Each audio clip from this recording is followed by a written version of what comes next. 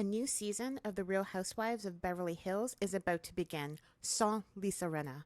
But it looks like this friend group is still dealing with the aftermath of broken friendships and maybe broken marriages. This Kyle and Mauricio storyline they're pitching, I don't know. Let's talk about it.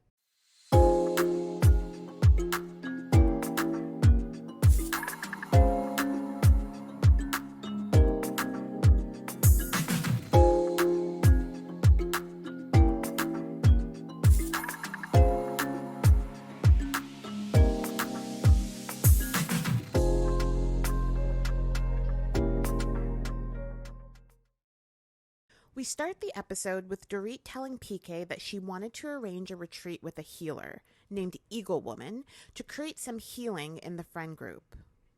I really liked the darker hair on Dorit. I think she looks great. In between their conversation, we get flashes of Kyle saying her relationship with some of the ladies has changed since last season.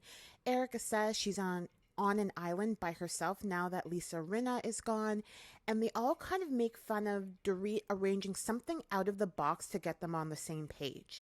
Her name is Eaglewoman. Yes. Her God-given government name cannot be Eaglewoman, is it? Yes. Okay, great. I don't really like the comments PK was making to Eaglewoman, and then the comment Garcelle made about that not being her, quote, God-given name. A little insensitive because it's clearly an indigenous name. So the ladies show up to the outdoorsy retreat area and they all make comments about Erika being so skinny. She attributes her weight loss to being on hormones. I'm guessing for menopause, but doesn't menopause usually cause women to gain weight? Despite how young she looks, Erika is over 50, but is hormone spelled OZEMPIC? I don't know. So this healing circle is a chance for them to air their grievances with each other from last season. Dorit says she's very hurt by Erika's comment at BravoCon about her and PK being the next couple to split. Why is it that BravoCon comes up as an issue or point of contention on all these Housewives shows?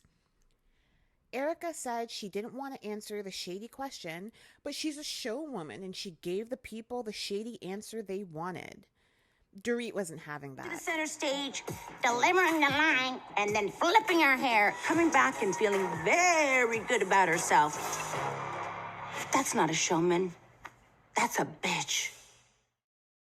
They kind of go around the healing circle and Erika takes the time to apologize for her past behavior. She was taking a chance to be vulnerable and was crying. It's hard sometimes to tell when she's being genuine because she's pretty monotone when she speaks. But I feel like when her tears are pouring down her face like they were, I feel like she's trying to convey that she's hurt.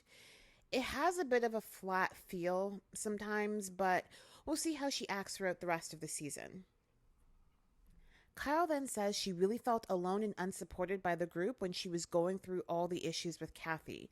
She said she definitely expected more from Dorit and Sutton because she's had longer relationships with them, but most of the cast kept quiet when Lisa Rinna and Erika were going after her and Kathy's relationship. Kyle says Sutton didn't stick up for her because she wants to stay in the good social graces of Kathy Hilton and go to her parties. Sutton is a socialite. I believe that. She would much rather stay quiet and try to keep her social standing. Also, I don't think Sutton wanted to go up against Erika and Rinna. We all know how well Sutton fares when she's in front of the firing squad. Garcelle points out that Kyle wasn't saying anything to the people, Erika and Lisa, who were actually going after her family. Lisa and Erika were very adamant that Kathy was going after Kyle's family, not them, although they were definitely fanning the flames. Kyle says when it comes to Kathy, she retreats back into child mode and she has a hard time standing up for herself. I think she still has a bit of displaced anger, but whatevs. All in all, they end with a group hug and agree to be better to each other. Sutton shows off that she has friends in high places by showcasing her friendship with actress Jennifer Tilly. They talk about Sutton wanting to stick it to her ex-husband by showing how successful she became. We get a little insight into Sutton's marriage. She and her ex were on equal footing when they got married in the year 2000. Then, after she got pregnant, she was demoted to not an equal partner. She was told not to work, and she started to receive an allowance instead, and then the allowance was taken away. Sutton explains that although receiving a hefty $300,000 a month in spousal support every month is a bit of an anchor, she's not going to give it up because she also wants to show what she's been able to accomplish on her own since her divorce. Okay, girl. We get a scene with Kyle and Dorit talking about Dorit's relationship. Okay, I don't feel like her and PK are on the rocks or anything is going on. Sutton mentioned that the only rumor she heard about their relationship was that on the night of PK's DUI, he may or may not have had a woman who wasn't Dorit in the car when he was pulled over. Apparently, they released a statement saying they aren't separating in response to some article coming out. Conveniently on the day the new season premieres. Yeah, this whole scene was deceptive. It wasn't about Dorit and PK at all. It's about Kyle and Mauricio. It's foreshadowing. I've had those thoughts. I think that's normal to have those thoughts. With the music stopping and everything to emphasize that point. Okay, producers, I see you. Garcelle is out with her sons, teaching them the simple things regular people do in regular people life, like pumping gas. I'm here for it. Teach those boys some skills. So they have a very frank conversation about how Jax felt Garcelle has been a bit removed from them because of work. Her sons are 15 now, and Jax is basically telling her he needed more than what she was giving 2 years ago, and now he doesn't really need as much parenting. The look on Garcelle's face, it's a mixture of hurt and a bit of anger. Her son sounds mature for his age and seems very emotionally intelligent. He definitely wasn't saying it to hurt her feelings, but just so she could understand where he's at and not needing her as much. It sounds like he's just learned to function without her. Jade, on the other hand, is just obsessed with his girlfriend and wasn't as into vocalizing his feelings unless it was about Ashlyn. Kyle and Mauricio. Okay, in the final scene, Kyle and Mauricio sit down to hash out their schedules. Kyle just seems annoyed with him. They sit down to talk, and Mauricio notices the tattoo on her ankle and asks how many tattoos she now has. She shows him the 5 she has. He said he only knew of 3 and says that he won't allow her to have any more. Now, I think he was serious, which, okay, he can't really tell her what to do. But the way Kyle reacted seemed a little bit like a defiant child. I get that it's a little out of line for Mauricio to tell her she doesn't need any more tattoos, all while calling her pet names. Kyle says that before he would have noticed a new freckle on her body, and now he doesn't even know she has multiple tattoos.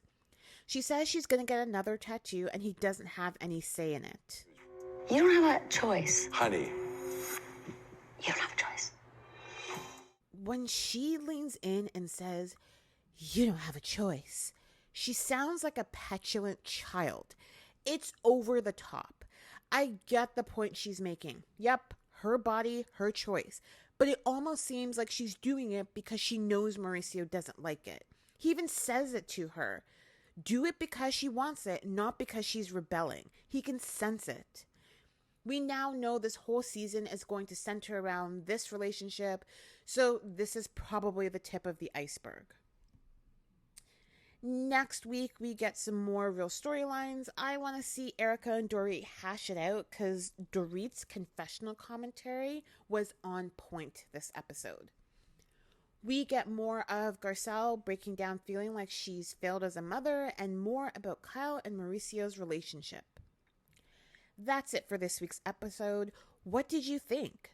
This was a solid start. I'd give it an 8 out of 10. Also, where was Crystal? They renewed her diamond, but she was literally a blip on the radar in this premiere. That can't be good. Tell me what you guys think in the comments. Make sure you like the video, leave a comment, subscribe to the channel, and we'll catch up next week. Bye.